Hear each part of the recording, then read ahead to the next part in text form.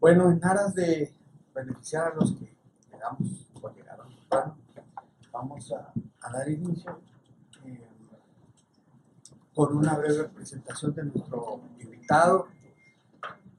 Eh, el ingeniero Rubén Chapa Cabrera es egresado del Tecnológico Monterrey, Campus Monterrey. Es perito oficial del Tribunal Superior de Justicia de Nuevo León. Hay dos peritos que han logrado esta certificación y él es uno de ellos. Durante más de 10 años también ha sido perito y es perito del Consejo de la Judicatura Federal en materia de informática, la carrera que él estudió en CESA, Ingeniería en Sistemas. Y bueno, es parte del equipo con el que, de investigadores con el que trabajamos en el despacho, que me dedico nada más a asuntos penales, como ustedes saben. Y yo no diría que es parte, sino que es el elemento esencial o clave, porque en los últimos 2 años hemos tenido de manera reincidente delitos que típicamente se cometían de otra manera, los hemos tenido en forma electrónica. Y el problema, como lo vamos a ver en un rato más importante o más grave que tenemos actualmente es el de la cadena de custodia, la comprobación, la comprobación eh, de datos de prueba a partir del nuevo sistema de justicia penal, es el aspecto tal vez clave para poder llevar a buen puerto una acusación o en su caso una defensa. Entonces, ha trabajado en otros países, como por ejemplo, últimamente estuvo en Centroamérica, no sé si puedo decir el país, bueno, te lo dejo a ti. Pues ya es cosa juzgada, yo creo que ya se puede decir. No doy nombres del expresidente, pero bueno, en un caso muy sonado en Centroamérica, la clave estuvo precisamente en aspectos electrónicos y en el dictamen en informática. De tal manera que si ya no es, en algunos casos no es el elemento esencial, pero sí es un elemento importante, probatorio, la investigación en materia de informática es esencial. Entonces, el tema lo resumimos en delitos cibernéticos y está compuesto, la plática de hoy, de dos partes. Una que es una exploración muy superficial de los delitos cometidos por medios electrónicos y de por qué estamos aquí el día de hoy, por qué llegamos a este tema. Y otra que es la interesante, que es la explicación del ingeniero Rubén Chapa Cabrera sobre el quehacer del perito en informática y el cómo resolver investigaciones de esta naturaleza. La próxima reunión de la Comisión de Derecho Penal, que van a ser invitados, es para es el segundo jueves de junio, y ahí vamos a ver algunos aspectos para los litigantes en materia penal o para los que de alguna manera están al pendiente, dirigen o coordinan áreas penales, los aspectos más importantes o relevantes sobre los cambios en la manera de litigio del abogado penalista. Eso va a estar aquí una persona del tribunal, otra persona del poder de la fiscalía, que el fiscal general va a enviarnos, para que entre todos, la visión del litigante, la visión del juez y la visión del fiscal, podamos nosotros ponernos de acuerdo en las mejores prácticas a efecto de llevar a cabo una buena investigación, ya sea como acusadores o como asesores jurídicos de la víctima o como defensores. Entonces, comienzo es delitos cometidos por medios electrónicos. Comenzaría diciendo que entre 1992 y en el año 2018 hemos pasado de 0 a 79.1 millones de cibernautas en el país. A partir de esa época, del 92, empezó un desarrollo de la informática jurídica en México. Los primeros esfuerzos se dieron en la Universidad de Colima, con la Universidad Nacional Autónoma de México, para digitalizar. Primero empezamos a ver cómo vamos a digitalizar tanta información jurídica. Nos llegó tarde porque en Estados Unidos habían comenzado en los 50s y en los 60s, y nosotros comenzamos por ahí de los 80s, pero no teníamos internet. Entonces, esto nos ha llevado a que hoy por hoy México en los últimos 10 años, eso es algo muy importante para señalar, hemos más o menos cuadruplicado nuestra capacidad tecnológica en México. Para que tengan una idea, entre 2016 y 2017 subimos 9.1 millones de cibernautas en el país. O sea, en menos de un año, o un poquito más de un año, subimos 9 millones de cibernautas. Esto quiere decir que las operaciones por medios electrónicos se han multiplicado exponencialmente. Y esto implica nuevos conceptos como hacker, como cracker, como el hacker ético, como el ciberacoso, como la ingeniería social, que tiene que ver con el uso de mecanismos electrónicos para la orientación de criterios tanto políticos como ciudadanos en otros sentidos, suplantación de identidades, robo de identidad, secuestro de datos o ransomware.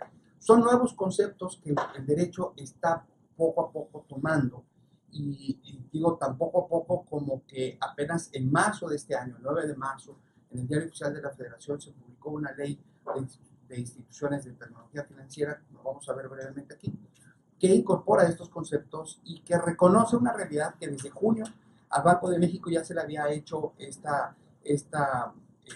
expresado esta necesidad de regular jurídicamente a las instituciones de tecnología financiera que la famosa ley FinTech, que ahora vamos a platicar sobre eso. Entonces, en casi 20 años, el derecho penal ha tenido que incorporar en su lenguaje, y no solamente incorporar en el lenguaje, sino también regular jurídicamente actividades vinculadas con las tecnologías de información, informática, internet, el uso del ciberespacio, en el Código Penal Federal, en leyes especiales, en legislación que regula actividades financieras, se han ido incorporando. Hasta que sucedieron grandes y graves delitos, unos se ocultaron. En junio del año pasado hubo un gran ataque cibernético que produjo daños patrimoniales importantes. Rescaté aquí tengo el reporte en físico, si lo quieren, este ciberataque que al Banco de México ya estaba advertido desde meses antes, hace 7 meses concretamente, empresas especializadas le habían hecho ver al Banco de México el gran riesgo que se tenía de un ciberataque a gran escala, que lo tuvimos hace unos días aquí en México, en donde la cifra oficial va por los 400 millones, pero la cifra extraoficial excede los 1,000 millones de pesos en un solo ratito, en un solo día, que fue víctima del país, ¿no? Entonces, finalmente se decidieron por proteger estas actividades de instituciones de tecnología financiera, que nada más es la punta del iceberg. Eso no es el todo, es nada más la punta del iceberg, ya muy tarde, ¿no? El problema sustantivo es, hoy por hoy, la disparidad de términos y el vocabulario legal en la materia, que todavía no ha permeado en los juristas.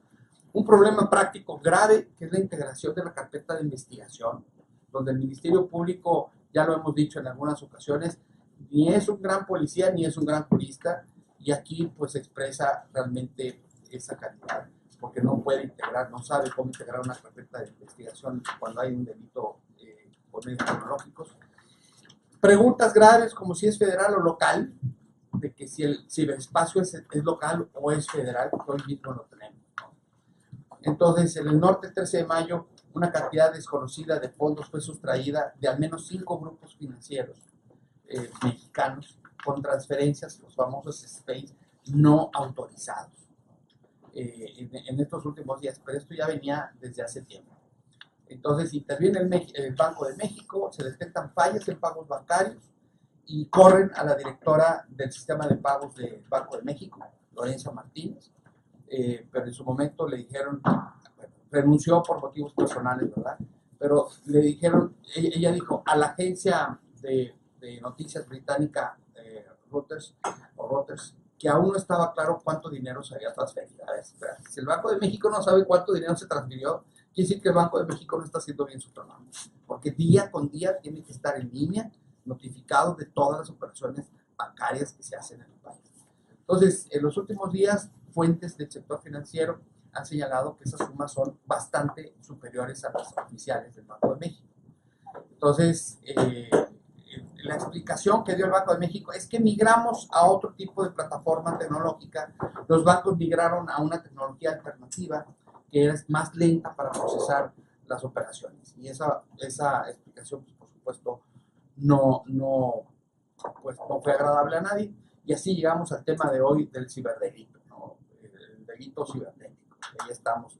Ese que está ahí no es Rubén, pero se parece. Entonces, ahí está, ¿cierto? Entonces, brevemente, nada más una entrada para Rubén. Los delitos, vamos a dividir delitos federales y delitos locales cometidos por medios electrónicos. En el Código Penal Federal empezamos a regular la pornografía, esos fueron en orden de aparición, salvo el último. Pornografía de menores y de personas incapaces, el artículo 202 se incorporó. Delitos se incorporó cuando empezó el desarrollo de Internet en el país, todavía en el siglo pasado. Delitos contra el consumo y la riqueza nacionales. Luego fueron los delitos en materia de derechos de autor. Y finalmente el acceso ilícito a sistemas y equipos de informática. Ahí está en otro orden. Pero este acceso ilícito a sistemas, en resumen, son destrucción, alteración, pérdida de información electrónica, acceso ilícito a sistemas informáticos, interceptación ilícita de datos informáticos, interferencia en el funcionamiento de un sistema informático. Entonces, yo recuerdo un caso que llevamos de un banco aquí en Nuevo León, en donde no se explicaban cómo llegaba la gente, se metían los cajeros automáticos, sacaba lana y sí. En una de esas los detuvieron y, bueno, está bien, ahí estaban detenidos, estaban con flagrancia. Y les dijeron, ¿y cómo sacaste el dinero? No, pues tú me detuviste, tú debes de saber cómo sacar el dinero. Y no pudieron y los tuvieron que soltar. ¿De acuerdo?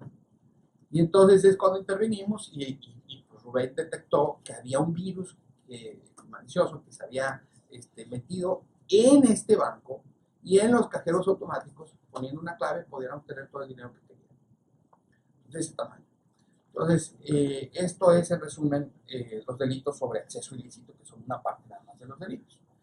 Entonces, y luego viene el 9 de marzo la ley para regular las instituciones de tecnología financiera, que a pesar de que está dirigido a un sector muy especial, que son las instituciones de crédito que se dedican al sistema de pagos, básicamente está dirigido al sistema de pagos electrónicos, afectó a toda la estructura normativa financiera del país. O sea, tuvieron que ser reformadas la ley de instituciones de crédito, la ley de organizaciones y actividades sociales de crédito, la ley del mercado de valores, la ley para la transferencia y ordenamiento de servicios financieros, la ley para regular la información crediticia, la ley de protección, la ley de la Conducef, ley para regular las agrupaciones financieras, la ley de la Comisión Nacional Bancaria y de Valores y la ley para prevenir e identificar operaciones de procedencia ilícita, ¿no? O recursos de procedencia ilícita. Esa famosa ley FinTech, que es la ley para regular las instituciones de tecnología financiera, que tiene un capítulo completo de delitos. Tiene un capítulo de sanciones administrativas y otro capítulo de delitos. ¿Por qué los bancos no quieren que esto se sepa? Pues no quieren que se sepa porque viene una sanción espantosa de la Comisión Nacional Bancaria de Valores por una falta que no sabemos si fue dolosa de empleados. Yo tengo la seguridad de que sí, que fue dolosa de algunos empleados de bancos, o que fue culposa, pero al final de cuentas son sanciones graves porque ponen en peligro pues, los recursos del público inversionista.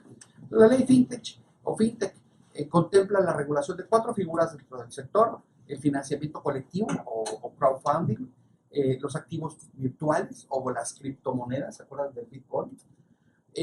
Las API o intercambio de información entre instituciones, y la regulación Sandbox, que es una regulación de prueba, que son lo que se conoce como medios novedosos, se le llama en la ley, medios novedosos tecnológicos para la actividad financiera. ¿Y por qué se le puso así? Porque siguen modificándose todos los días. Entonces, cada vez aparecen más medios novedosos para hacer transacciones de manera electrónica, ¿no?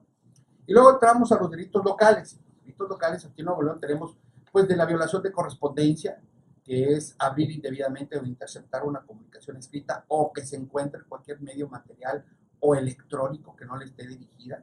Aquí hago un paréntesis.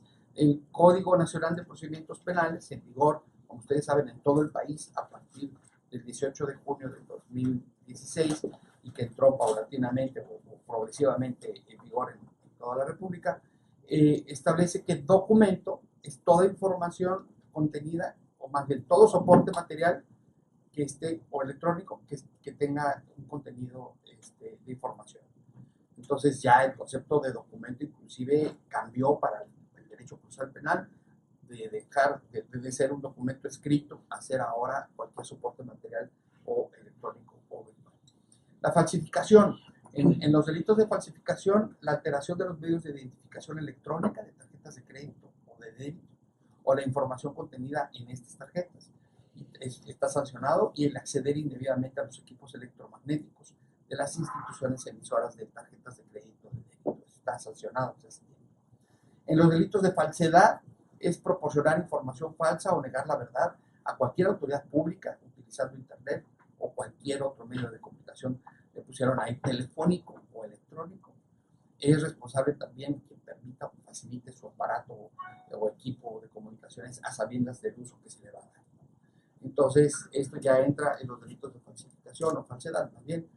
Y luego vienen otros que fueron surgiendo en el quehacer diario, ¿no? El ciberacoso, por ejemplo, no estaba regulado. El delito sexual cualificado agravado por medio específico. Es decir, el delito sexual se agrava la pena del delito sexual cuando se comete con este medio específico, que se incrementa hasta en una mitad cuando se utiliza el internet o cualquier otro medio de comunicación electrónica, radial o satelital, como si la radial o satelital no fuera electrónica, para contactar a la víctima de delitos sexuales. El robo equiparado, el apoderamiento material o mediante vía electrónica de documentos que se contengan en computadoras, o el aprovechamiento o utilización de dichos datos sin derecho y sin consentimiento. El chantaje por medios electrónicos, que está en la fracción octava del 195, se dobla la pena mínima, se duplica la pena mínima cuando el chantaje se comete por vía de comunicación electrónica. Y aquí vemos, aquí sí les puedo decir de un caso concreto. Estoy defendiendo pro bono con Renace a un invidente que está acusado de haber enviado, que está acusado de enviar WhatsApps escritos a una persona, y pues él, pues, aunque siempre dijo yo no puedo, mi teléfono es de botoncitos y tiene, no puede usar de los inteligentes, pues yo no tengo forma de enviar mensajes electrónicos o menos WhatsApp y contestarlos, porque también eso. Y sí hay software para eso. Sí, sí hay software, pero aquí lo que pasa es que la supuesta víctima fue con un notario. El notario certificó unas impresiones de los supuestos WhatsApp, y eso lo presentaron como dato de prueba, y con eso lo condenaron a este hombre invidente a 8 años de cárcel. Y estamos en apelación. Tengo el número de carpetas y son de la Procuraduría. La Corte ha determinado que para el medio de prueba de un medio electrónico de WhatsApp tiene que haber una de las partes que aporte voluntariamente. Sí. Y que se tienen que pedir los registros a WhatsApp para poder certificar eso. En este caso, esta persona invidente, cuando la empezaron a defender, no pensaron que iba a llegar hasta apelación, ¿verdad? Que es cuando yo la tomé. Entregó su teléfono. Aquí está el teléfono. Revisen. La Procuraduría no encontró nada. Y entonces es la víctima la que presentó todo, presentó 2 testigos que dijeron que ellos vieron cómo recibió los WhatsApp. ¿Cómo puedo saber? Entonces, y está condenado a 8 años por una deficiencia en la investigación. Es evidente esto, pero bueno, está acusado de chantaje. La mínima son 4, se le puso 8. Y luego, delitos por medios electrónicos, propiamente así se llama este capítulo, que es el acceso ilícito, básicamente. Acceso indebido a un sistema de tratamiento o transmisión automatizado de datos. Con esto ya se pueden ustedes dar cuenta que algunos artículos hablan de computadoras, otros hablan de transmisión automatizada de datos, otros hablan propiamente de comunicación electrónica. Entonces nos tenemos que poner de acuerdo en el lenguaje que se está utilizando, porque esto puede generar impunidades o puede generar injusticias. Adelante. En el filme anterior, ¿puedes elaborar un poquito más en delito sexual cualificado agravado? O sea, ¿cómo es que se Sí, materializa. cuando se contacta a una víctima de delito sexual, los delitos sexuales han ampliado poco a poco su espectro, eh, de ser simplemente violación a otro tipo de cuestiones como el acoso sexual. Entonces, cuando se contacta a la víctima de delitos sexuales en términos generales, para violar, para el estupro, por ejemplo, a jovencitas de O sea, donde 14 hay años, antecedentes que hubo previa contacto, hubo sexting, hubo algún tipo de exactamente, situación. pero no solamente el sexting en No, el sentido de comunicación, porque pues, no vemos sexting, es que me están acosando, no necesariamente no, muchas eso, veces voluntario. pero ¿no? adultos que contactan a jóvenes menores de edad vía electrónica. Entonces, si se prueba que se utiliza ese medio electrónico, la pena se agrava. ¿Y por qué se agrava? Porque los jóvenes están muy expuestos a la comunicación electrónica, a creerse todo lo que dicen ahí, ¿verdad? Creen que Wikipedia es la verdad del planeta, ¿verdad? Y cualquier desquacerado ignorante puede meterse y subir información ahí. Entonces, por eso es que se protegió a las víctimas de delitos sexuales cuando el contacto se hace inicial o subsecuente, se hace por y tiene que haber fraude por medio, por ejemplo, con una, ya sabes, muchas veces se hacen pasar por gente que no es, o puede ser incluso directamente, porque mucha gente te contacta directamente por Facebook, ¿sabes qué? Sí, puede ser, ahí pueden, fraude, no. se pueden dar otras cosas, como por ejemplo la suplantación de identidad, sí, que también la tenemos nosotros regulada. De hecho, si quieres ahorita hablo de eso. Entonces, no pensaba extenderlo hasta allá, pero ahorita lo vemos. Pues es un tema de actualidad de felicitación. Sí. Me adelanto, mira, para ¿Y esta presentación la van a compartir? Si quieren, sí. Y para que la gente no se preocupe en estar copiando. A la pregunta se la vamos a compartir. Y se las mandamos. Y a la pregunta, ¿me la van a pagar? Sí, claro que sí. Con la Navidad. Por supuesto que sí, claro. Bien justificado. La Entonces, al contrario, es un honor que nos estén acompañando en la Comisión de Derecho Penal y quisiéramos que, antes de que concluya la plática, hubiera alguna manifestación de ustedes de querer pertenecer a esta comisión. Pueden pertenecer a una o dos, a todas las comisiones, pero pues es muy triste ver que nos reunimos cuatro abogados y un perro, y el perro porque lo llevo yo, en la Comisión de Derecho Penal. Necesitamos más gente, por favor, ayúdenme. Bueno, ahí va. La suplantación de identidad está en el 444 del Código Penal de Nuevo León. Comete el delito de suplantación de identidad quien se atribuya por cualquier medio la identidad de otra persona o otorgue su consentimiento para llevar a la suplantación de su identidad, produciendo con ello un daño moral o patrimonial o obteniendo un lucro o un provecho indebido para sí o para otra persona. Este delito se sanciona con prisión de 3 a 8 años. Les pongo un caso concreto de una carpeta de investigación que vamos a tener audiencia el próximo 7 de junio en la sala 2 de las salas de juicios orales que están en Matamoros y Garibaldi. Va a estar buenísimo, vayan, porque el banco, no puedo dar el nombre porque a lo mejor alguien aquí trabaja para Banco del Bajío. Bueno, fue un fulano que tiene un nombre de cantante de ranchero, hijo de otro cantante de ranchero muy famoso, y llega y pide un crédito. Le dan un crédito de 8 millones de pesos, pero le piden un aval. Y entonces, pues va con una empresa específicamente dedicada a conseguir avales falsos. Y entonces, tenemos un aval fulanita de tal, buenísima, porque mira, tiene 10 propiedades y entre las 10 suman 80 millones. Sin ningún problema puede ser aval. Y llega esta señora con una credencial de lector emitida por el Instituto Nacional de Electores, con un domicilio y con una fotografía diferente a la propietaria realmente de esos datos. Se hace pasar por la señora, vamos a ponerle Carrillo, y pues yo soy el aval y estas son mis propiedades, copias certificadas de las escrituras las lleva, recién sacadas del Instituto Catastral. Mire, pues ya, con una de esas casas suficiente se paga los 8 millones de pesos. Si él falla, pero es mi sobrino, no va a fallar, no se preocupe, va a estar pagando, por eso firmo. Y entonces firma suplantando la identidad de mi cliente. Entonces, en este caso, el delito es un delito de fraude, el banco lo acusó así, está en la unidad de investigación de delitos patrimoniales no violentos de la Procuraduría del Estado, y ya tiene audiencia de formulación de imputación, pero el delito, la acusación se hizo, más bien, la formulación se va a hacer por fraude, cuando en realidad es un delito federal. La ley de instituciones de crédito establece que la persona que da datos falsos para obtener un crédito, pues comete ese delito. Entonces, ¿pero por qué no lo quieren llevar a la PGR? Porque en la PGR todavía no tienen desarrollados los métodos alternos de solución de conflictos y aquí nosotros sí los tenemos. Y entonces yo creo que el banco tiene la esperanza de que antes de que llegue el 7 de junio, pues el cuate llegue y pague. Pero el problema no es ese, el problema es que la acusación se basa en la suplantación de identidad de mi cliente. Entonces la señora, vamos a llamarle Carrillo, está realmente angustiada porque ya tiene un embargo, ya tiene sentencia condenatoria y ella ni siquiera se enteró porque notificaron en el domicilio que aparecía ahí en la credencial del lector. Y entonces, pero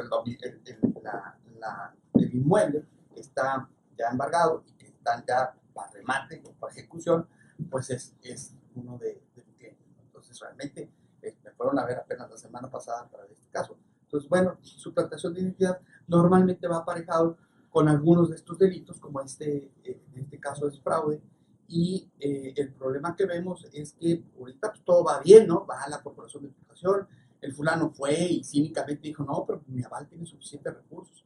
Y finalmente ya descubrimos en la investigación, que puede ser muy breve, que hay empresas que se dedican a conseguir avales, ¿no? Como en las juntas de conciliación y arbitraje, que hay gente que dice, yo quiero testigo, yo puedo ser testigo, nomás dime qué quieres que diga, y yo puedo. Pues así también hay avales. Para este tema de suplantación de identidad, tú mencionaste y el artículo menciona que se hace pasar por otra persona física o moral. ¿Qué Sí. pasa cuando es una ficción? Entonces, yo hago un perfil de Facebook no basado en alguien más. Bueno, Pues ahí tiene que haber otro caería en otra situación, no en esta. No, está bien. Nada más que tiene que haber una condición objetiva de punibilidad, que así se conoce en la teoría del delito, que es causar un daño moral o patrimonial o tener un lucro o aprovecharse de manera, un provecho indebido. Entonces, tiene que darse esa. Bueno, pero por ejemplo, en el caso de que estábamos hablando de una ofensa de delito sexual, donde hay una suplantación de identidad, donde no te estoy diciendo directamente, oye, es que yo quiero esto contigo. La chica está pensando que está hablando con ¿Qué es lo que pasa normalmente? Exactamente, pasa, oye, soy un joven de mi edad, que es un señorón ahí de 50 años que trae otras ideas. Ahí es posible. Si esa suplantación de identidad corresponde a una identidad existente, verdadera, estamos en en suplantación. Y si no, hay otro, no cabería y sería pues buscar es por otro parte lado. del engaño, ¿no? Pero sí está el medio electrónico. Sí, sí, no, eso bueno, está, entonces, es un hecho. por el medio electrónico se aumenta la pena. Invariablemente se da Sí. Vamos a detenernos aquí con esto ya. Quiero ceder el uso de la palabra al show del día de hoy, que es realmente él, yo no. Es delitos por medios electrónicos, que es el acceso ilícito que tenemos aquí en Nuevo León, regulados del 427 al 429 del Código. El acceso indebido a un sistema de tratamiento de transmisión automatizado de datos, suprimir o modificar indebidamente datos contenidos en el sistema o alterar el funcionamiento del sistema de tratamiento de transmisión automatizado de datos, y afectar o falsear, utiliza el término falsear nuestro código, el funcionamiento de un sistema de tratamiento o de transmisión automatizada de datos. Entonces, esto nos lleva, son casi los mismos tipos penales que están en materia federal. Entonces, la pregunta sigue siendo el ciberespacio es local o federal, y la pregunta es si es federal o local. Entonces, evidentemente, las conductas, con una sola conducta, tanto el Código Penal de Nuevo León como el Código Penal Federal establece que con una conducta se pueden cometer dos o más delitos, o con varias conductas, varios delitos. Eso se llama concurso ideal o concurso real de delitos. Se puede dar un concurso ideal de delitos donde con una sola conducta produzca yo un delito federal o un delito local. Sí, se puede, por supuesto. Tenemos muchos ejemplos todos los días. Un sujeto que llega, choca con otro vehículo, ese es daño de ajena y es local, pero esto hace que ese otro vehículo se impacte contra un poste de teléfonos y derriban el poste y se suspende la comunicación telefónica. Entonces ahí hay ataques a las vías generales de comunicación, que es un delito federal. Así que sí puede haber un concurso, lo importante es hacer las puntualizaciones necesarias con el Ministerio Público para que realmente le dé parte a la Procuraduría General de la República y estén al pendiente también como víctimas las que tengan que ser. Entonces, ¿qué problemas vemos de manera continua en la integración de las carpetas de investigación por delitos cibernéticos? Primero, que el perito oficial no hable en lenguaje común, o sea, en cristiano. Y por eso es importante contar con un perito que habla en español y que nos puede explicar con peritas y con manzanas y con naranjitas lo que puede estar sucediendo, ¿no? Rubén, no sé si vino aquí, pero Rubén me hizo el favor de explicarle a uno de nuestros clientes cómo le sustrajeron indebidamente indebidamente en 2 ocasiones, en menos de 5 minutos, de su cuenta a través de unos supuestos spam. Y lo explicó de una manera que pues, el cliente lo entendió perfectamente bien, ¿no? Que fue un caso de hackeo a la página de un banco. Entonces, esos son todos peritos particulares con ética profesional y con conocimientos. Porque cualquier ingeniero de sistemas puede decir, yo soy perito y soy Juan Camaney. Aquí tenemos dos en Nuevo León registrados no sé si ya hay más, en el Tribunal Superior de Justicia. Y lo más importante de que su actuación ética es que te digan lo que se puede y lo que no se puede hacer. ¿Cómo vamos a llevar esa evidencia? Que ahí entramos al tema de la cadena de custodia, ¿no? El seguimiento adecuado de la cadena de custodia. Hoy por hoy, la cadena de custodia es uno de los elementos más importantes del caudal probatorio de una acusación, de una investigación. Entonces, poco a poco ha entrado a nuestro sistema este concepto de la prueba ilícita, el concepto de los frutos del árbol envenenado, ¿no? Que de ahí viene toda una secuela de consecuencias, ¿no? Es decir, si el origen está viciado y si la forma de recolectar esa evidencia o esos datos está viciado, entonces las consecuencias también están viciadas y tampoco se pueden tomar en cuenta. Se pueden echar abajo investigaciones largas, tediosas, por un detalle o una falta en la cadena de custodia, ¿no? Entonces hay normatividad internacional que establece cómo se va a hacer el levantamiento de una computadora, por ejemplo, una laptop, ¿no? Que tiene que ver mucho con protocolos que ya estamos trabajando con varias empresas en hacerles sus protocolos de seguridad, no solamente desde el punto de vista tecnológico, sino desde el punto de vista jurídico, ¿no? Cancelarles las entradas de USB a las computadoras para que la información se mantenga dentro de la empresa, y pues un protocolo, te vas, renuncias o te corremos, un protocolo de cómo qué hacemos con el equipo electrónico que te damos, ¿no?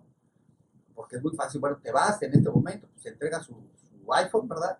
Y luego, pues a ver, destraba el iPhone, desbloquearlo. Entonces ahí tenemos algún problema para saber, pero tenemos la tecnología en Nuevo León como para, si borró todos los WhatsApps de un teléfono, encontrar esos WhatsApps borrados. Toda la información se queda en el ciberespacio por algún tiempo y bueno, pues ahí está Google, está Microsoft, están todas las empresas grandes de correos electrónicos que nos han apoyado en estas investigaciones. La investigación de la policía investigadora especializada también es importante.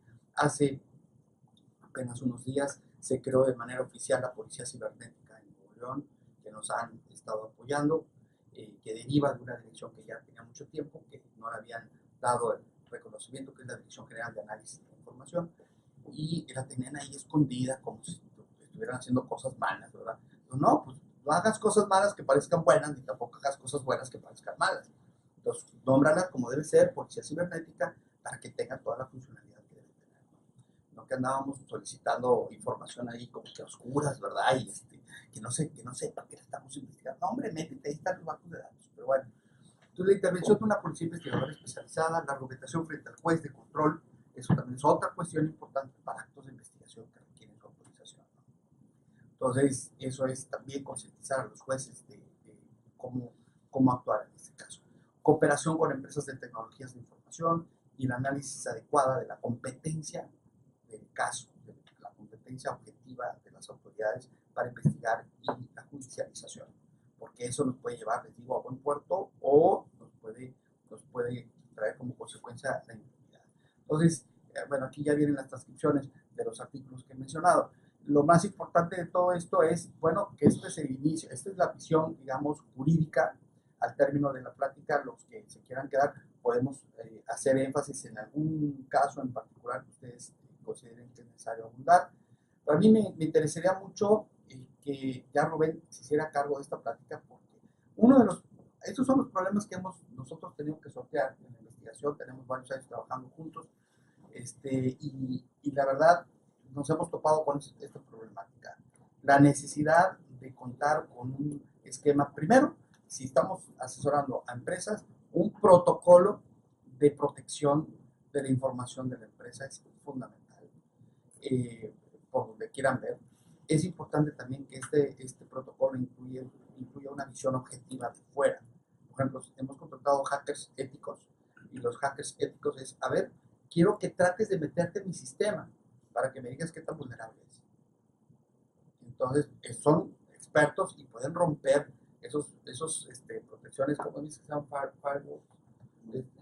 Hay varios tipos, ya te lo dejo ahí. Entonces, pero tienen que atravesar esa barrera de seguridad, y si la llegan a atravesar, se dan cuenta en dónde están fallando, ¿no?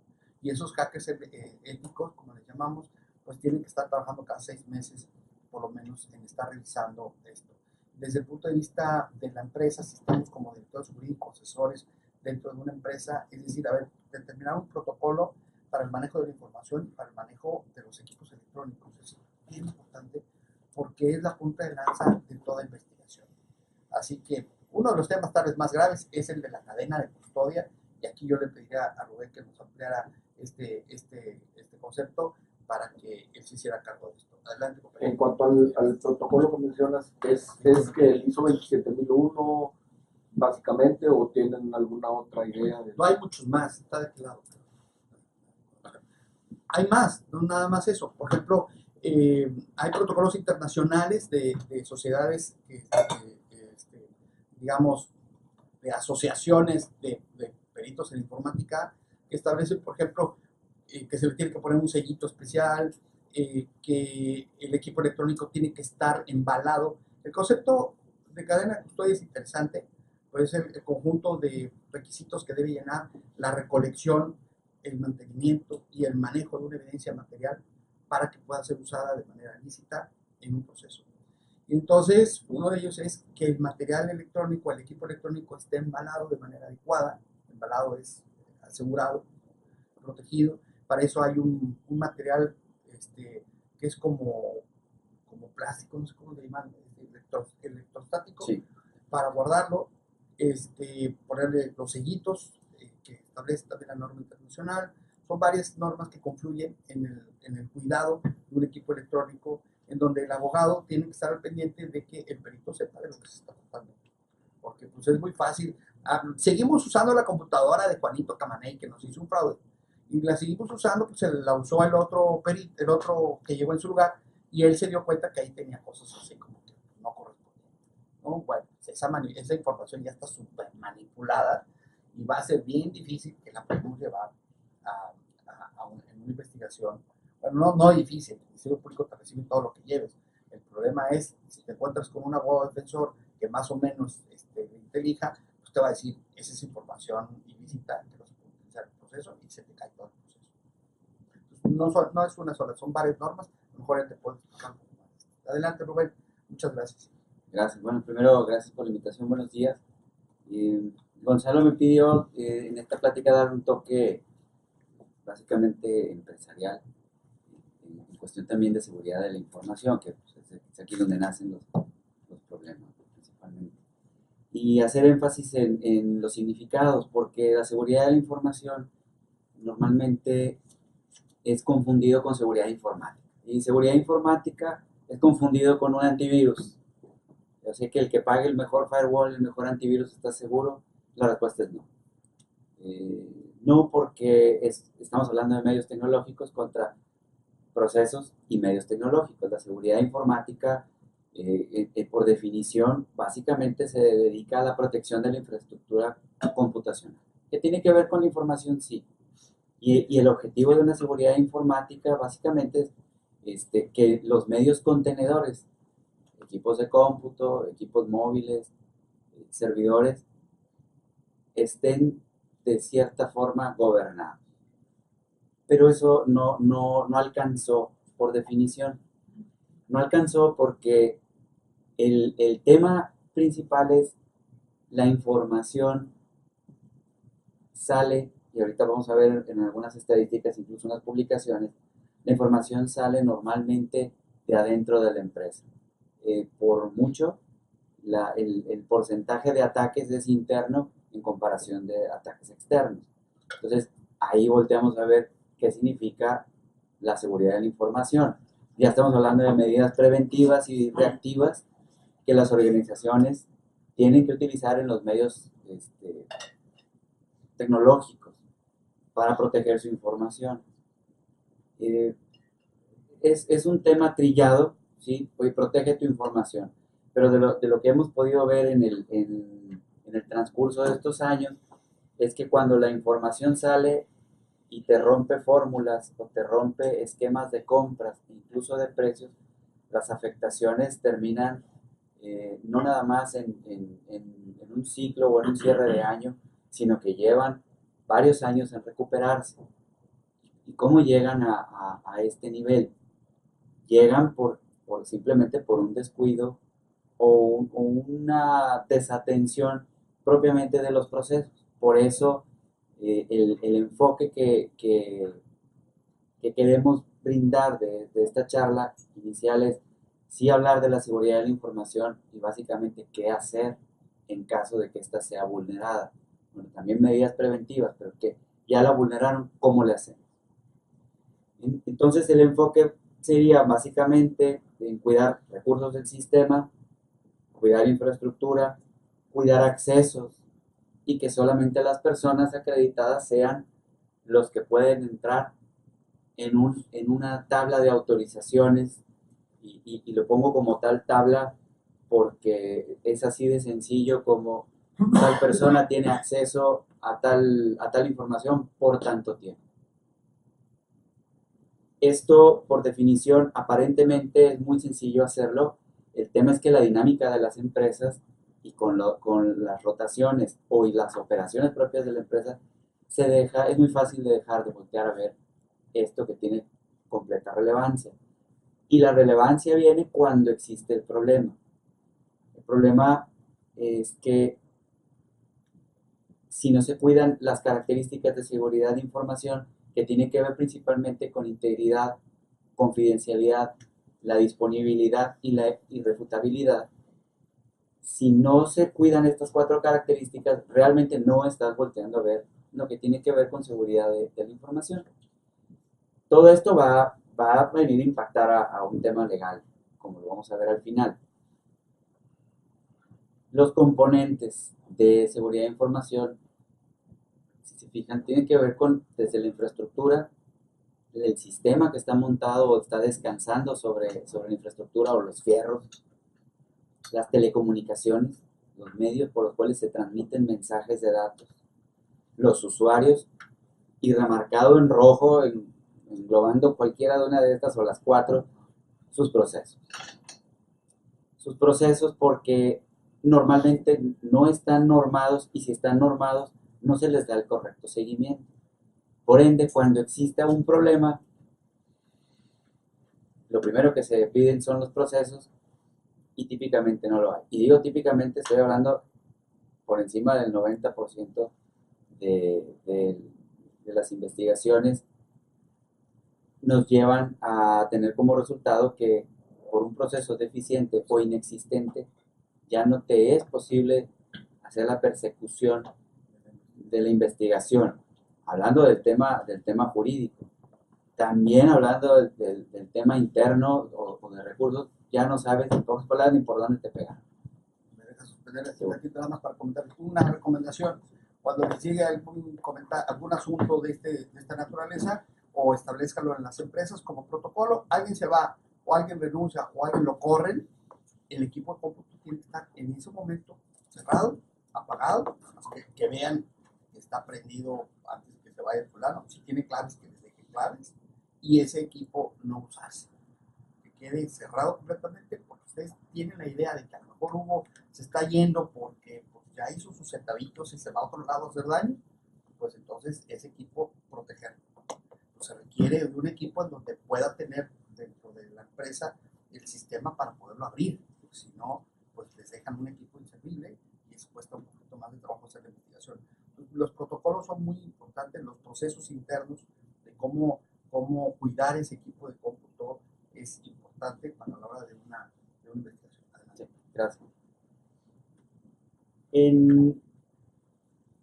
Con el paso del tiempo y de diferentes comisiones de peritos, incluso a nivel internacional, hemos podido determinar estas estadísticas que tienen que ver que de un 100%, el 46% de delitos informáticos tiene que ver con falsificación o fraude informático. De estos, el 43% afectan la confidencialidad integridad y disponibilidad.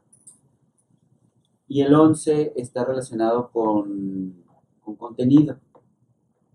Entonces, cualquiera de estos te afectan, obviamente, de forma no clara, pero sí muy contundente, de tu marca o tus procesos. Y es muy difícil alcanzarlo porque normalmente te vas a dar cuenta, los clientes se dan cuenta, pues, post-mortem. Estos ya son datos, digamos, del muertito y los estamos recopilando entre estas comisiones. Y comenzamos a hablar. Bueno, todas las normas internacionales aplicables, que ahora que me estabas comentando, ahí están las NOM, los ISOs, ahí están todos los que se aplican. Ahí, perdón, que quisiera hacer dos preguntas. En el caso, por ejemplo, de que comentabas que cada quien tenga su acceso y que esté controlado, es muy común en las empresas que si hay alguien que tiene un puesto importante, tiene una determinada manera de loguearse. Sí. Y para que no haya problemas, si se enferma o no va o renuncia o lo que sea, hay alguien más que tiene su clave, es bien común. Entonces, Sí. la indicación desde el punto de vista administrativo es, oye, sepáralos.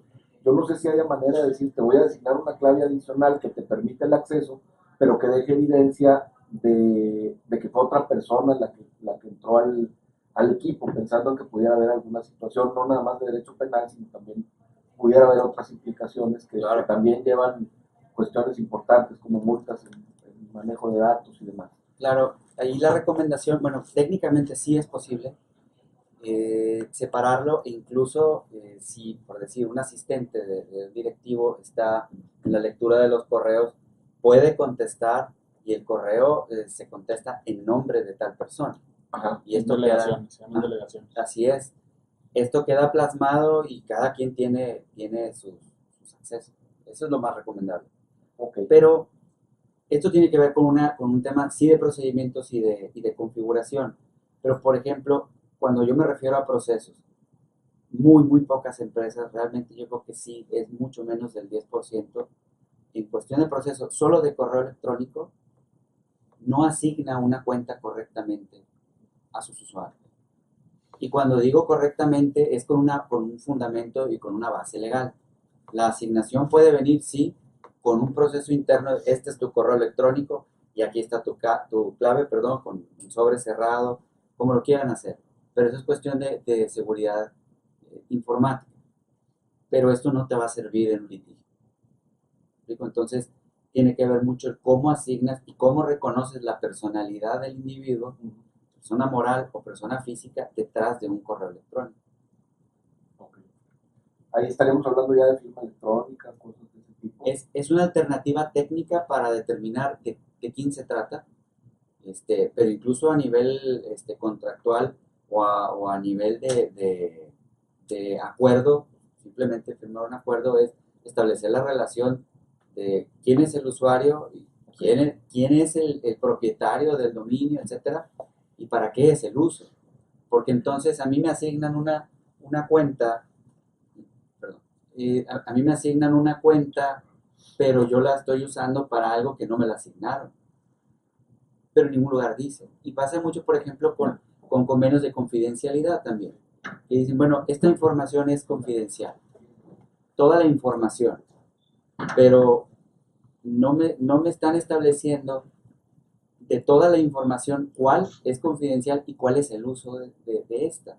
Cuando debería de ser, te estoy pasando esta fórmula que es utilizada para yo crear lo que tenga que crear y no puede ser en ninguna forma traspasada a ninguna persona, pero sí tiene que dejar muy claro. Lo mismo con los medios electrónicos, equipos de telefonía, equipos de cómputo y cualquier medio que genere mensajes de datos. Y hago hincapié en mensajes de datos porque el correo electrónico como tal no existe jurídicamente. Solamente estipulan las leyes los mensajes de datos y lo que esto signifique. Y no está mal, porque cuando lo estipularon, por ejemplo, no existía el WhatsApp y no existían muchos medios de comunicación que ahora sí existen, pero no te dicen qué vale más, no te dicen que el WhatsApp vale más que el correo electrónico o que un mensaje de Skype, por decir.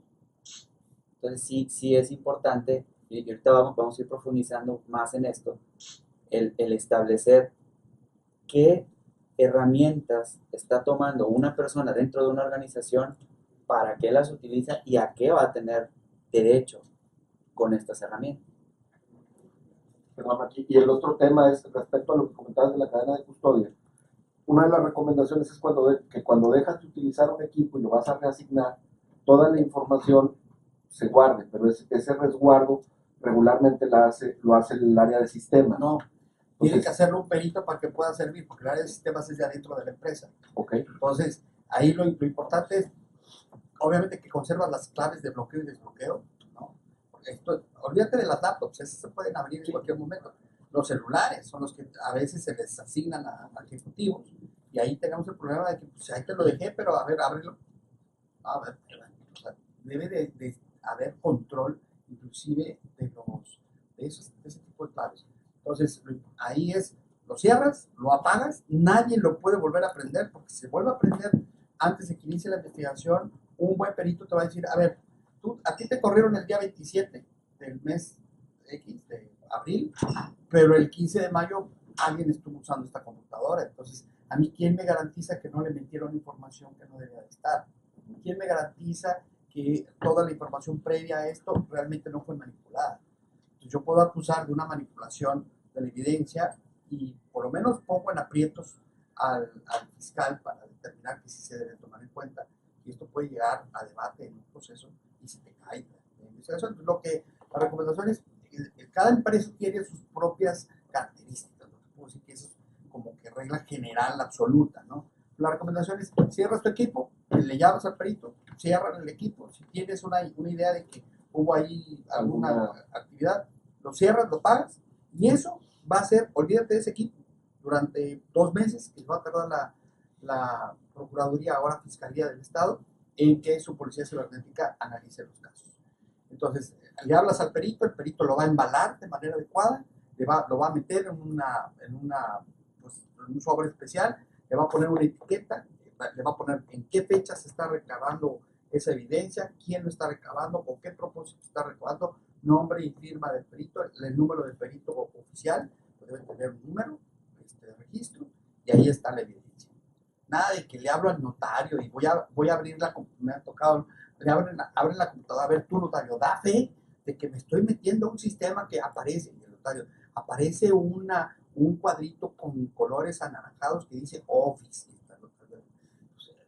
Es evidente que el perito no es el notario, y por más que dé fe, pues no puede dar fe de lo que está dentro de la computadora, jamás. Entonces, son protocolos que cada empresa debe de generar con el cuidado necesario para que las evidencias puedan utilizarse más adelante. Una sugerencia adicional a eso del protocolo que se sigue: tú bien mencionaste, desconectas, cierras y demás, pero bueno, en la empresa, la paso adicional que no mencionaste es también se le remueve la batería. Sí, por supuesto. Porque puede haber accesos remotos, sí, que con la vida de la batería, está apagada y yo me meto como quiera. O sea, entonces ahí es quitarle toda fuente de energía para poder, y obviamente pues toda conexión a red. A eso me refería para con que no desconectarla. puedan. Sí, porque muchas veces con las laptops pues, te sigues. O sea, y la bronca es que con las computadoras como estas, que no necesitas sacar la batería, tienes que tomar otro tipo de medidas, porque pues, puede haber acceso remoto. No sé si me estoy adelantando, pero ¿qué pasa ahora con todos los respaldos que se hacen en Claro. nubes? Por ejemplo, estamos hablando de empresas y empleados, ¿no? Que pueden haber hecho algo y tengan registro en su máquina. Y como muchas veces pasa, borran antes de irse o hacen algo, pero hay un respaldo, es parte no es algo automático, o sea, cada empresa debe tener sus protocolos, Sí. pero se quedan automáticos y hay forma Siempre de... se queda. Todo lo que Siempre, hacemos, todo lo que hacemos en el ciberespacio se queda en el ciberespacio. El problema es encontrarlo, pero está en el ciberespacio. Todo. Nada, aunque se borre completamente, hasta se forma de lo que se hizo a través de internet, ahí va a estar, y es cuestión de buscarlo. Y ese es el bueno. Una pregunta, abogado. En este caso, siempre se tiene entonces que recurrir a un perito también para manipular toda esa evidencia aun y cuando se encuentre en el ciberespacio. Si tenemos una idea o una presunción de un delito, es importante que el abogado penalista que tenga empresa, sea quien sea, esté asesorado por un perito. Entonces, dimos un curso que lo podríamos repetir, que antes de que yo entrara aquí a la barra, que me hizo el favor porque ustedes de invitarme, sobre cómo contratar a un abogado penalista y tener cuidado de no contratar ratas. Entonces, ¿por qué? Porque hay unas ratas y unos canguros que dicen que son penalistas y que no saben trabajar en el nuevo sistema penal. Entonces, el nuevo sistema penal se exige una técnica para investigar. Entonces, necesitas tener un equipo de investigadores para poder hacer tu trabajo como defensor o como acusador. Y más ahora que somos asesores jurídicos, parte del proceso. Antes no éramos parte del proceso. Si yo estoy afirmando, yo tengo que probar. Antes era relativamente fácil, aunque no se respetaban los derechos victimales, pues el Ministerio Público tú investiga, ¿no? Porque yo no soy parte. Ahora somos parte. Si nosotros afirmamos, tenemos que probar lo que estamos diciendo. Por eso es importante que si tenemos ya una presunción de un delito, tomar las precauciones previamente a que desaparezcan las evidencias. Una evidencia desaparecida hace impunidad necesaria. Bien, desde el 2014 comienzan a haber este tipo de publicaciones y las afectaciones que dice que a nivel de América Latina está costando los delitos cibernéticos, además del alza, pues 113 mil millones de dólares. Es el gran negocio ahorita.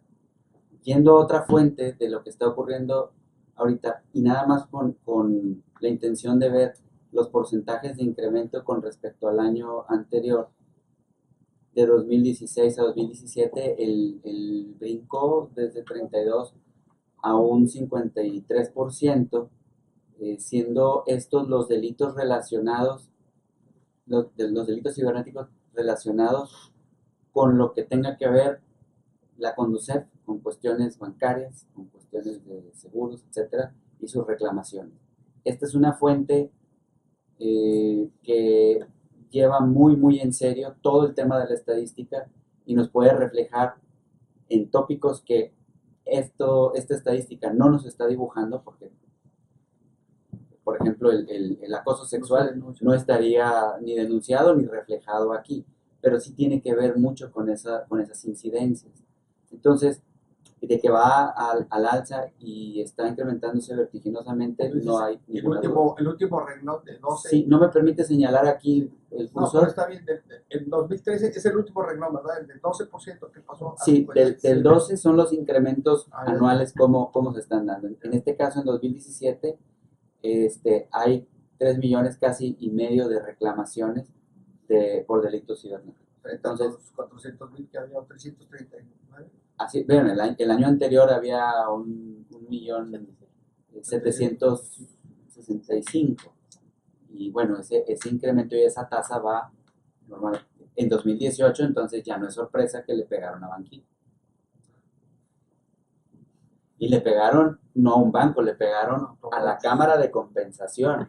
Y la Cámara de Compensación es un sistema que tiene 3 conexiones y le pegaron a una de esas conexiones. Entonces, varios bancos, uno de ellos fue el más afectado, terminó por decir, bueno, yo tengo tantos millones por compensar y ya no pude. Ahí empezó a haber sistemas de alerta por arqueos, pero fue más lento ese sistema que el que hizo el ataque. Ahorita vamos a ver igual por una estadística quién haría el ataque. Está un poco pequeño aquí las letras, pero habla el titular de ahí del Consejo Nacional de Seguridad Privada en México, que el 73% de los fraudes detectados provienen de los empleados internos. Entonces, pues hay un 73% de probabilidades que lo de Banxico haya sido interno. Y como no, si existían más de 50 cuentas bancarias creadas de forma apócrifa y se retiraron cerca de 100 millones de pesos en horas, con cheques cobrados a nivel república. Entonces, ¿de dónde viene el problema? El problema está dentro. Definitivamente es un tema que no tiene que ver con tanto con películas e historias de que hay alguien técnicamente muy hábil y muy capaz, un hacker externo y que nadie lo puede capturar, ¿no? Es todo una red. Y normalmente así pasa con las empresas. Avanzando, los principales delitos con los que nos estamos encontrando ahorita es la suplantación de identidad o phishing para el tema de lo bancario, pero bueno, es un concepto que se crea para decir, bueno, esta persona no es quien dice ser y tú proporcionas alguna información, no necesariamente bancaria, pero proporcionas información y entonces ahí te ves afectado. Como el caso de Vancomer. Perdón. Como el caso de Vancomer, que acaba de mandar unos correos. Bueno, alguien suplantó a Vancomer mandando correos. Sí. Y seguro, esa es la estrategia en lo bancario, pero también hay estrategias de otro tipo de empresas que recopilan tu información y la usan para extorsión o la usan para ponerte como aval en otros casos. Dicen, ¿cómo lo hicieron? Bueno, no, para enviarte promoción, publicidad. Eso es lo más sano. Sí, pero, no debe de ser. Es el mismo caso. No debe de ser, pero exacto, porque no es autorizada el consentimiento que das para que te estén bombardeando con información. Es correcto. Tú no debes estar recibiendo información si tú no lo solicitas. Entonces, digamos, dentro de lo peor, esto es lo más bondadoso. La sustracción de datos personales, ya ahorita lo estuvimos hablando, el tema de extorsión, amenazas, grooming, que es un acoso sexual en donde hay un menor de edad involucrado, haciendo creer un mayor de edad que es un menor de edad, y bueno, se dan todas las historias que se dan muy seguido y se dan aquí en Monterrey, no en otras partes. La manipulación de sistemas, esta manipulación, sistemas de pagos, sistemas de cheques, sistemas de logística, varios casos en donde envíos o traslados que normalmente se pagan, por decir, de Monterrey a Saltillo, se cobran de Monterrey a México y hay un contubernio también con el transportista, etcétera. Eso se logra gracias a manipulación de sistemas. El robo de información sensible es un clásico de clásicos y es sobre todo un tema interno. El secuestro de información se da mucho menos, pero cuando se da, pues no hay forma de... Bueno, por malos procesos no hay forma de recuperar la información. Aquí en Monterrey le han pegado a varias cadenas de hoteles con el secuestro de información. De pronto no puedes ver reservaciones, no puedes ver pagos, no puedes ver nada. Tienes que pagar X cantidad de rescate y la buena noticia es que lo liberan. Pero es secuestro, ¿verdad? Es extorsión y pues sigue igual de grave. Y el uso indebido de la infraestructura. En algunas investigaciones, por ejemplo, de acoso. ¿Cómo haces ese pago? Normalmente, bueno, hay pagos que se dan en efectivo, déjame tal dinero, y hay otros que lo hacen con monedas electrónicas. Puede ser una de ellas mismas. Para que te liberen la información, te llega un password y listo, lo liberas. El uso indebido. dar las gracias. Sí, bueno, es importante porque si no te vuelven a pagar. La extorsión de terrenos y demás, que luego te venían y secuestraban el terreno. Te lo hacían notariamente tenías que endosarla. O sea, factura de carro. El uso indebido de infraestructura tiene mucho que ver con el tema empresarial porque en varias situaciones de acoso hemos encontrado que el acoso proviene de adentro de una empresa, con la red de una empresa. Entonces esto es grave porque se vincula también a la empresa y no nada más al individuo. Vamos, la empresa tiene que ir a la fiesta y explicar que, bueno, hubo un problema, un descuido, un ataque, lo que sea.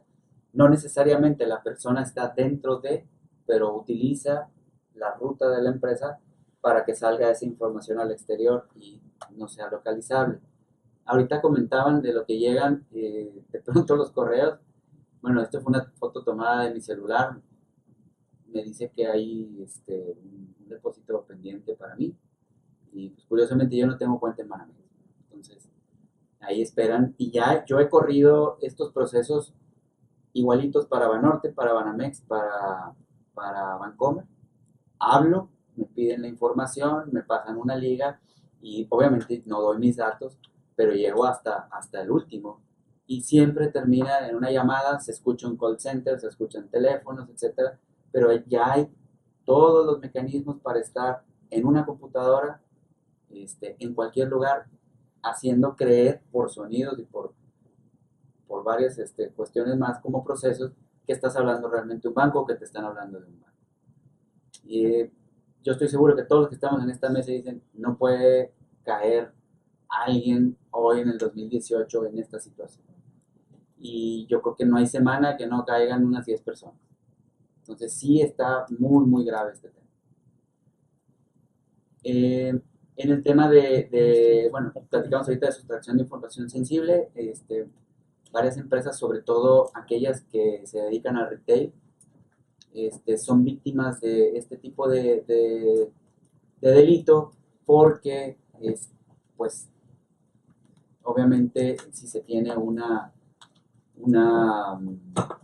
vamos a decirlo, ventaja comercial por saber precios o saber costos, viene a representar pues, un impacto muy fuerte y poco medible. La manipulación de sistemas es también muy, muy normal. Típicamente son sistemas administrativos. Se manipulan cierres, se manipulan cheques, y esto permite que pues, incluso las auditorías sean muy complicadas para poder dar con quien está realmente haciendo un robo, ¿no? Pero comienza por un tema cibernético. Si hay una creación de una página web, ¿qué tan difícil sería como dar con la persona responsable de...? Es más fácil. Menos difícil, digamos. Bueno, es menos difícil, pero siempre también dependes del proveedor que esté hospedando la página. Y digo dependes porque se pueden generar conexiones escondidas que no necesariamente salen frente al servidor que recibe o que hospeda la página, no necesariamente salen del lugar físico de donde se está creando dicha página. Dependes del proveedor y también dependes de hacer algunas investigaciones o poner ciertos, por así decirlo, anzuelos para que con el tiempo puedas ir investigando y dar con el nodo que realmente lo creó.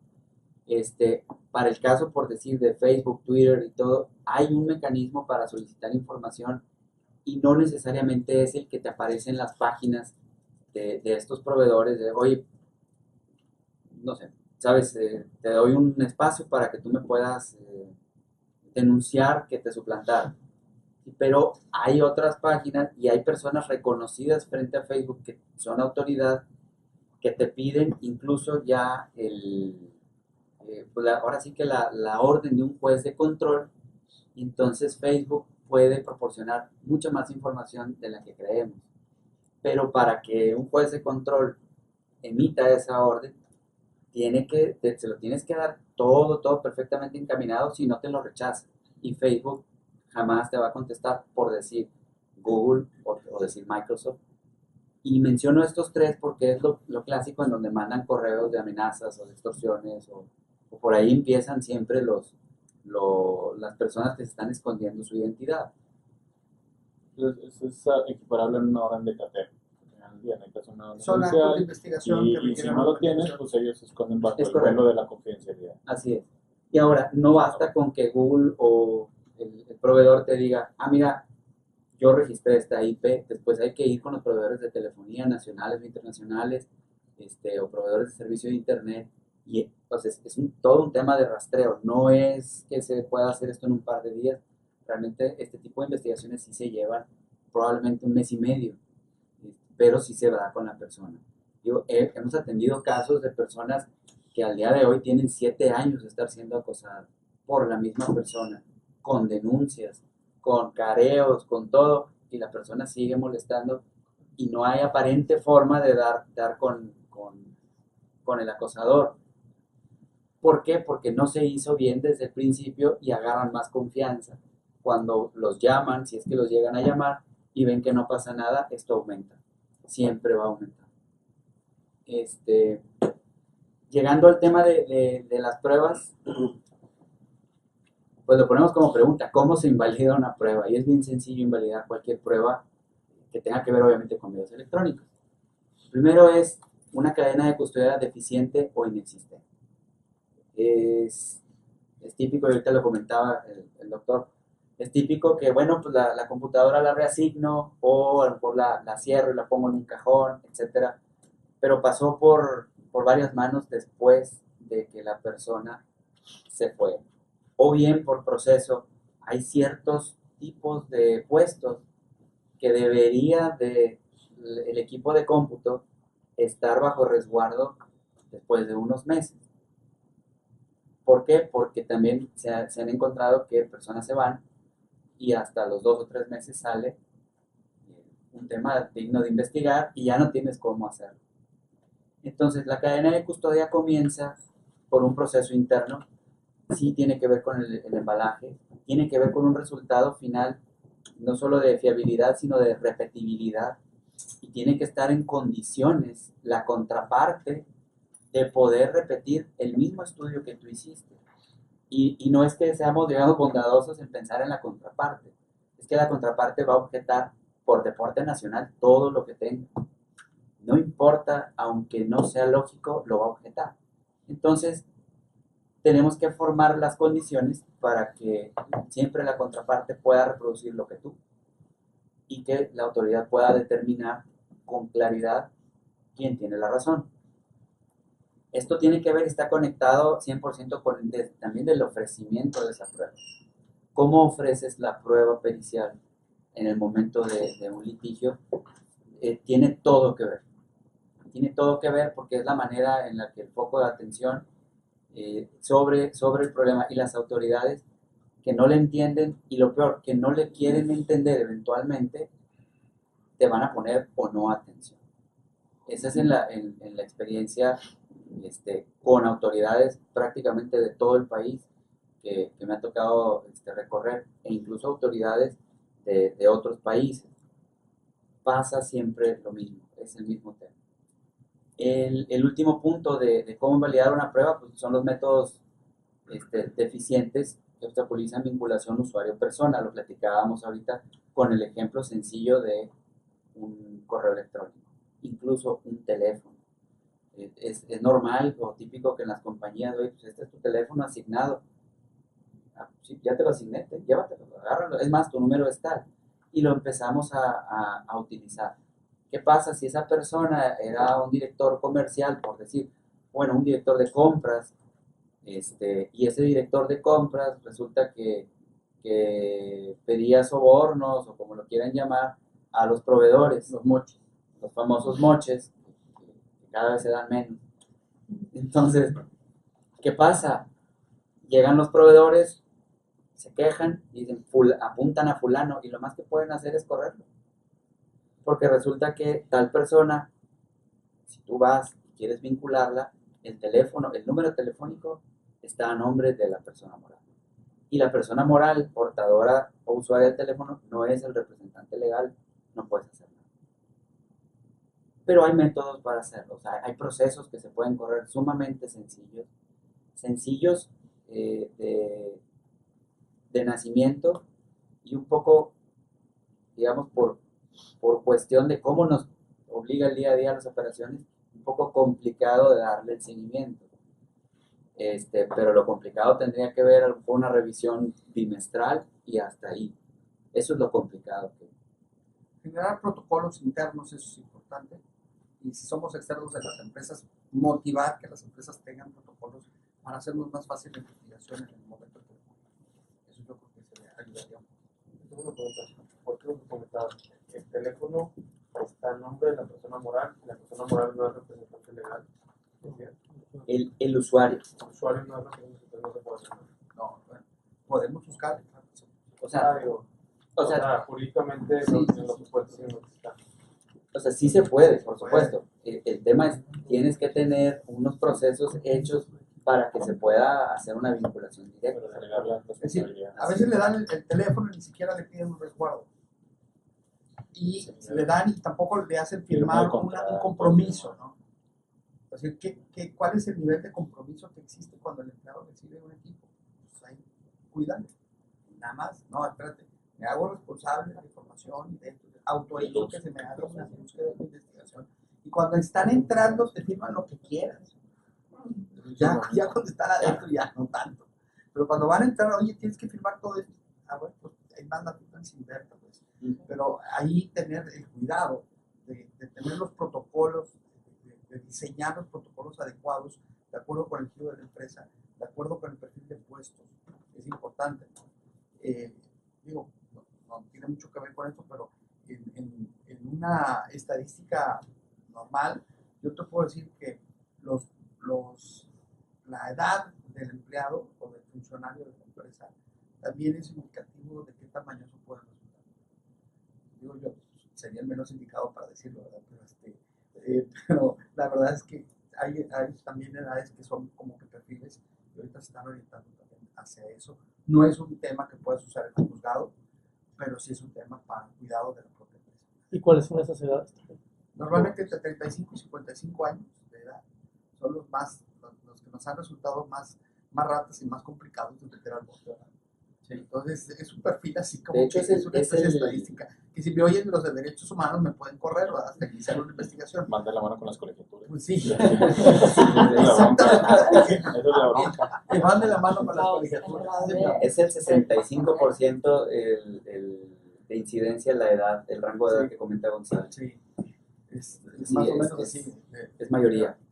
Perdón, un comentario nada más adicional. De la Corte sacó un criterio de principio de mismidad, en donde, por ejemplo, los bancos agarran y le piden los videos. Entonces, normalmente, el protocolo es, pues, mandan al abogado y le dicen, lleve el video. Entonces, ahí se rompe esencialmente por el tema de la cadena de custodia. ¿Por qué? Pues porque ya pasó por una mano que es el abogado, que aunque pudiéramos decir, pues no se altera, el abogado no lo va a alterar, simplemente es el conductor o el medio para llevar la información, pero en ese cambio de mano se cayó la mano. Déjame presentarles el licenciado Carlos Caso, que es abogado penalista, conozco hace muchos años, y es aspirante para ingresar también a la barra de abogados, ¿no? Y es abogado de empresas aseguradoras fundamentalmente y de bancos. Ya, no vamos a hablar más de eso. En el tema, por ejemplo, ahondando en el video, dices, bueno, ¿y qué tiene que ver que el abogado se lo lleve? Bueno, lo que normalmente refutan en tribunales es, ¿cómo sé? O sea, sí, ahí está la persona, y sí, se parece a Gonzalo. ¿Por qué? Porque aparte está como a 15 metros la cámara, se parece, pero ¿cuándo dices que fue el problema? No, pues el 20 de octubre a las 8 de la mañana. ¿Y cómo sé que el video es del 20 de octubre a las 8 de la mañana y no es del 1 de septiembre? Y ahí se rompió el encanto, ¿verdad? Del video. Y el que el video diga no es prueba suficiente. No, es prueba tienes que suficiente. realmente meter Es correcto. el sistema. Es correcto. O sea, Mucha aunque gente, traiga no, la es que marca dice. de agua. No, bueno, ¿y cómo sé que no le cambiaste? Te digo, por deporte nacional lo van a hacer y lo compran. Cuando pongo la pregunta, cadena de custodia en ciberdelitos, es que esta es la pregunta que normalmente las autoridades me han hecho, o sea, los propios fiscales, pero ¿cómo puede haber cadena de custodia en ciberdelitos? O sea, ellos normalmente lo piensan, cadena de custodia, pues tráeme una pistola, o tráeme un coche, algo físico, ¿qué pasó? Pero es algo básico que ellos no lo van a entender y nosotros tenemos que proponerlo. De esa manera comienza el proceso y no se cae a la mitad o al principio o al final, cuando no queremos que se caiga. El tema es que en un ciberdelito no existe un proceso o procedimiento homologado por marco jurídico para hacer una cadena de custodia de temas digitales que tengan que ver con seguridad informática o de la información. Lo que sí es que tiene que contar con los elementos técnicos claros, pero para la autoridad. Y ahorita lo comentaba Gonzalo, de nada sirve meter todos los tecnicismos porque quieres que te entienda el secretario. Y al final él va a ir a explicar el resto de las cosas hacia arriba. En definitiva hay que estar apegado a normas internacionales. Las normas, hay muchas normas, hay muchas organizaciones. Una de las más reconocidas es la ISO y afortunadamente tiene esta, digamos, entidad regulatoria. Tiene mucho que ver con el procedimientos que están estandarizados por diversas universidades y empresas a nivel internacional. Y no es casualidad que las normas oficiales mexicanas, la gran mayoría se apegan en lo posible a estas regulaciones. Por eso existe también en ISO regulaciones para cuestiones informáticas, para cuestiones de evidencias, etcétera, y hay que estar apegados. Y eso hay que saber y poder explicárselo a las autoridades. Y garantizar no contaminar la evidencia es un tema básico, pero por decir, ¿cómo garantizas no contaminar un video? ¿O cómo garantizas no contaminar correos que están resguardados en la nube? Directorios o carpetas compartidas, estados financieros. Tenemos que poder garantizar esto. ¿Por qué? Porque hay que estar en la posibilidad de que sea repetible, lo habíamos comentado, para la equidad procesal, y que después, cuando incluso dicten un fallo, pues no vengan procesos subsecuentes. Y tenemos también como recomendación, pues, tener una documentación sistemática dentro de las empresas. Para terminar, en las recomendaciones, pues, en las empresas siempre decimos lo mismo, así como reglas generales, ¿no? Hay que hacer siempre un assessment, un estudio de identificación de vulnerabilidades, y no estoy hablando de fierros, no estoy hablando de antivirus, sino principalmente de procesos y seguimiento a estos. La configuración de sistemas a nivel auditable, típicamente los sistemas están corriendo, pueden correr 1 o cientos, y todo está funcionando muy bien, pero no hay nada o hay muy poco habilitado a nivel auditable. El 90% de las ocasiones, ahorita comentaba, y caemos en el mismo supuesto porcentaje, es que sí puedes auditar, pero 5 días, o 10 días, o 15 días, y vámonos a la cuestión de videos. Normalmente las empresas dicen, pues te grabo los últimos 10, 15 días, ¿no? Por cuestión de infraestructura y de costo. Pero también hay que ver qué estás custodiando. Quizá en los bancos no pase esto porque la normativa es diferente para los bancos, y si no están en cumplimiento vienen estas multas groseras, y entonces dicen, no, pues mejor me conviene tener un servidor un poco más grande que aguante la capacidad. La verificación periódica de prácticas, el seguimiento, quién está comisionado para este seguimiento, y establecer y ejecutar los procedimientos. Entonces, estas son las recomendaciones básicas. Este es un tema muy amplio, creo que también cada tema en particular debe de ser estudiado, pero por lo menos en esta charla breve consideramos importante mostrar el denominador del dolor, digamos, general, y los dolores de cabeza que nos podemos evitar siguiendo estas recomendaciones. Ojalá estas recomendaciones nos llevaran a no tener ningún problema y ningún litigio. Se supone que si tenemos un litigio ya ocurrió un problema más allá de grave. Pero bueno, siendo así, que podamos tener seguimiento. Ahí como sugerencia no sería conveniente poner también sanciones internas dentro de la organización para el cumplimiento de todas estas medidas, porque finalmente todo esto depende de que la gente lo haga. Absolutamente. Tienes que tener alguna consecuencia si tú no documentas los procedimientos, o, en fin. Absolutamente. De hecho, el parte cuando comentamos de los procedimientos, se infiere que quien no siga los procedimientos realmente tiene una consecuencia. Hay empresas que son muy, muy suaves, muy nobles, y otras son muy estrictas. A fin de cuentas, una digamos, norma general debería de ser: sigues el proceso o te vas con un acta administrativa, 2, 3 y estás fuera, ¿no? O incluso multas económicas, dependiendo si el caso lo amerita, absolutamente. Exactamente. Las auditorías que sean, pues sí pueden ser a los equipos, pero sobre todo también a la información, ¿no? Porque puede haber procedimientos que te digan, mira, este equipo nada más puede ser utilizado, por decir, para fines de la empresa. El hecho de tener fotografías personales ya rompió la norma. Y dices tú, bueno, ¿y qué tiene que ver una fotografía con mi familia? O sea, no estoy poniendo nada que tenga que ver con algo ilícito. Sí, pero también el tema tiene que ver cómo llegó la foto ahí, llegó por correo, conectaste un medio, etcétera, y qué implica tener información externa. A final de cuentas, sí debería quizá, o lo que se ha visto en algunas empresas es que establecen el nivel, digamos, una especie de semáforo de faltas y decir, bueno, no puede haber información personal, tienes música, tienes fotografías personales, bueno, pues la falta más pequeña y vas a pagar los tacos el viernes, ¿no? Por decir algo. Pero también una falta es decir, no puedes dejar esta información expuesta. Suponiendo, vas a tener esta aplicación para que los estados financieros los vas a encriptar, los vas a poner siempre en esta carpeta con este password. Se hace una revisión y la información en claro, bueno, eso sí te ameritaría una sanción mucho más fuerte. Adelante, si me pasas a la siguiente slide. No, No, por favor.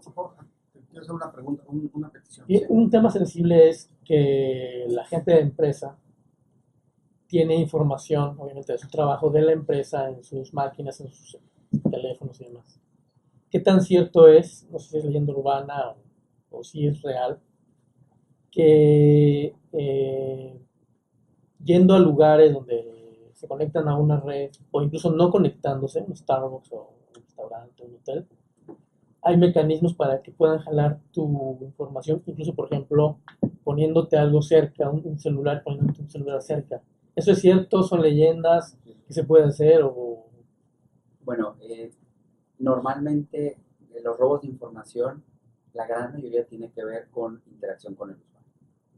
Entonces puedes estar muy protegido, pero si descargas, si pulsas ciertas ligas, etcétera, te llevan a un lugar donde no quieres.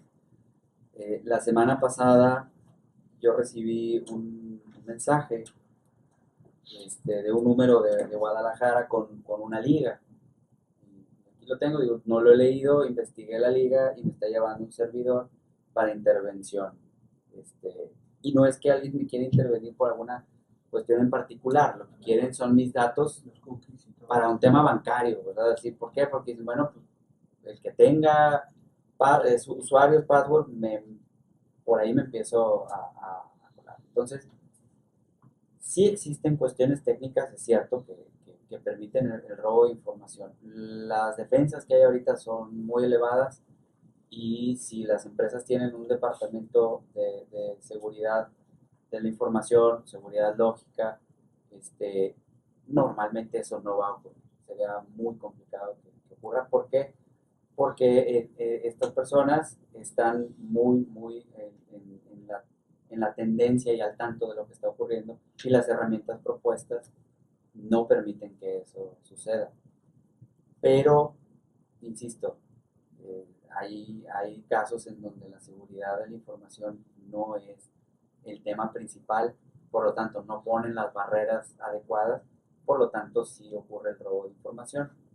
En cuanto a celulares, etcétera, hay varias formas, hay maneras de vincular los teléfonos celulares y dependiendo de los sistemas operativos, por redes tipo Bluetooth o por redes Wi-Fi, y ya desde ahí puede comenzar. Te puedes proteger, le quitas el Bluetooth en una reunión, ¿no? Con gente que no sabes bien de dónde viene y cómo viene.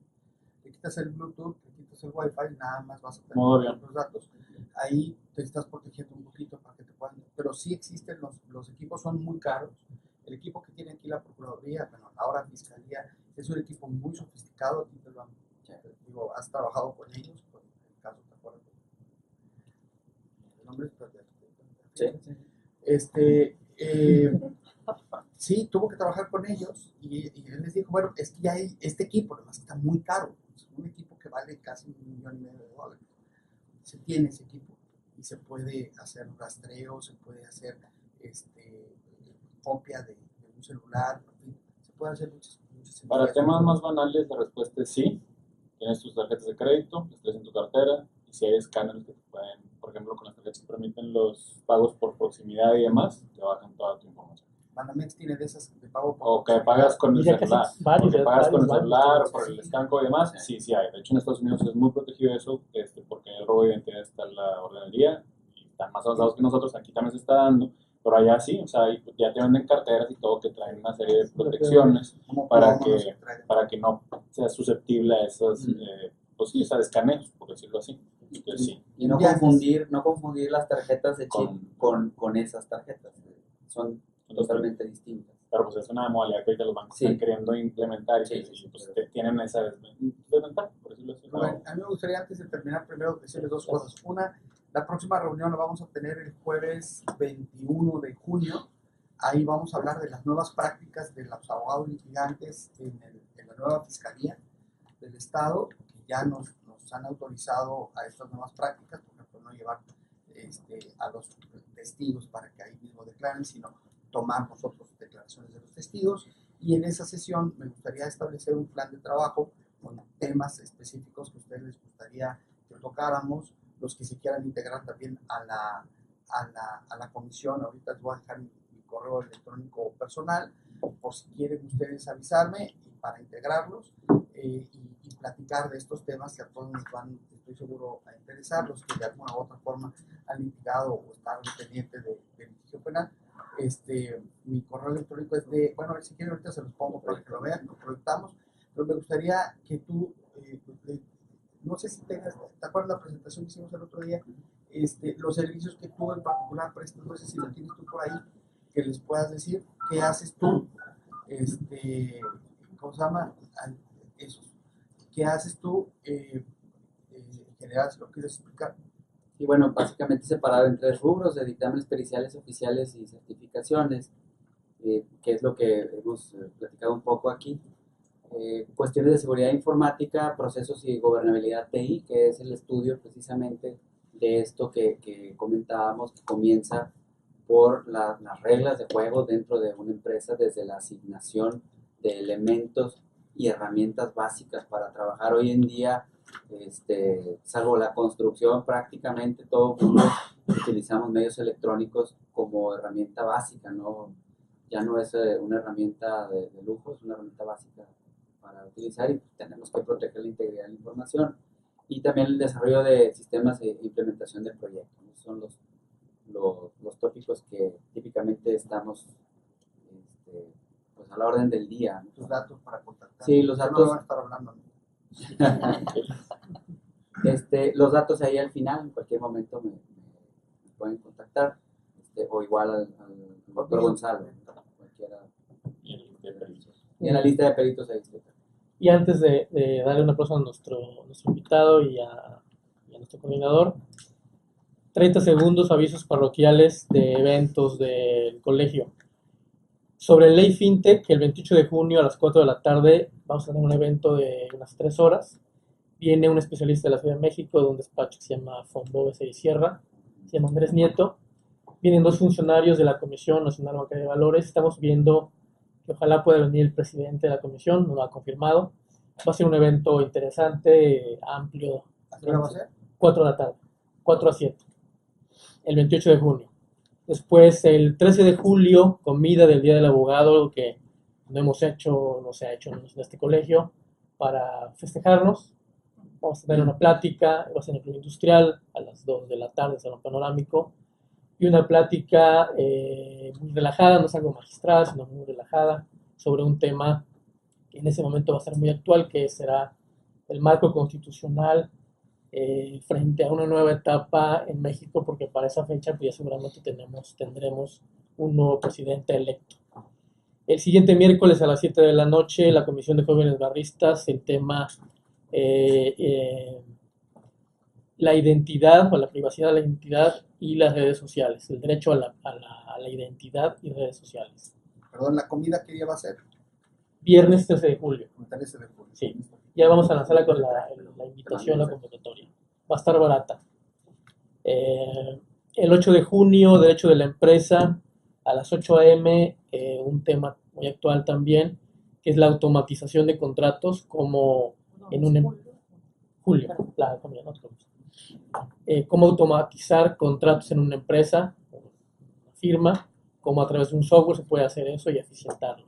Entonces están de moda las herramientas. ¿Qué fecha es esa, perdón? Es el 8 de junio.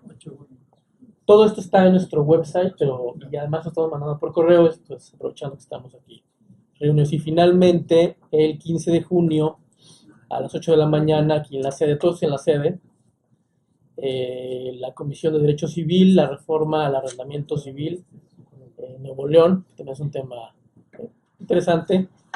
8 de la mañana aquí nos va a acompañar ese día en la plática nuestro expresidente Javier Ponce, que es civilista y abogado muy bueno para darnos ese tema. 15 de junio a las 8 de la mañana, arrendamiento. Es correcto. Todos estos fechas, eventos y demás están en el website, están en Twitter, están en Facebook, están en LinkedIn y están en Instagram. La página quedó muy bien, ya la vi. Ah, sí. Nueva, no habíamos tenido nuestra propia página, ¿verdad? Dependíamos allá de la de. Qué padre, quedó muy bien, te quiero felicitar. Muchas gracias. Ahí está mi correo electrónico para los que quieran. Por favor, vengan, aunque no sean penalistas, pero métanse en la comisión, porque nomás somos 3 y uno de ellos es Toby, mi perro. Entonces, por favor, no quiero estar aquí solito otra vez. Ahí, 3. Pero ya no hemos estado, ya en este periodo ya tu comisión ha sido de más concurridas. ¿Mande? Sí. Sesionamos los jueves y los días que quieran. Perfecto. La próxima es el jueves 21, pero podemos verlos antes. Quisiera ver quién se anima a mandarme su correo para no se necesita ser penalista, pero sí interés en los temas penales. Y si son penalistas, pues mejor, para ponernos de acuerdo. Que hagan sugerencias, que piden temas. Sí. Entonces, se está abriendo ahorita la Fiscalía a estos nuevos procesos y para hacer más fácil nuestro trabajo como litigantes. Todos los que quieran participar, pues bienvenidos. Excelente. ¿Sí? Y pues yo creo que ahora sí, Un aplauso. Muchas gracias.